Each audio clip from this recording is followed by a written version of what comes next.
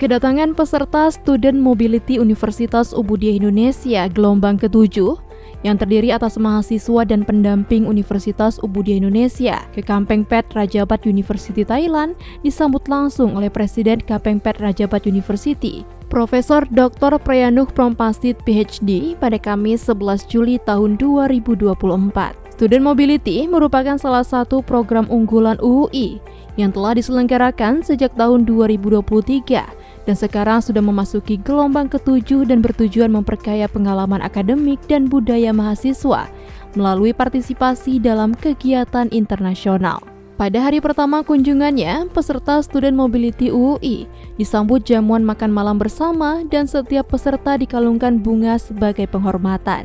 Lalu, acara dibuka dengan tarian Menora yang merupakan tarian kebudayaan nasional dari Thailand Selatan. Konon, tarian ini berasal dari India sekitar 400 tahun silam, dan tarian ini dulunya digunakan sebagai sarana untuk memuja dewa yang dipercayai masyarakat, yaitu Dewa Praisuan atau Wisnu, Dewa Prasiva atau Siwa, dan Dewa Prangprom atau Brahmana.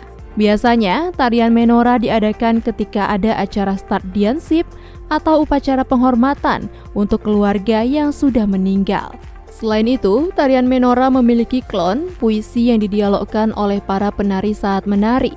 Klon biasanya bercerita tentang politik, kehidupan masyarakat, dan tentang cerita yang terkenal pada saat itu.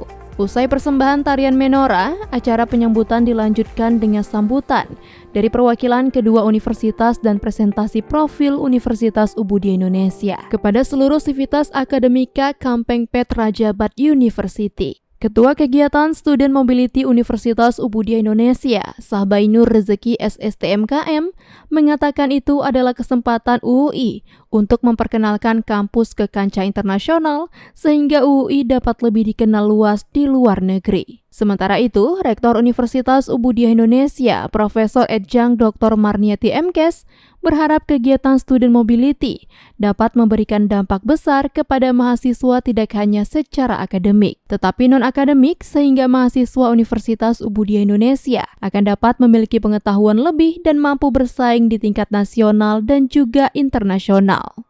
Dari Kampengpet, Thailand, Tim Liputan UBON TV melaporkan.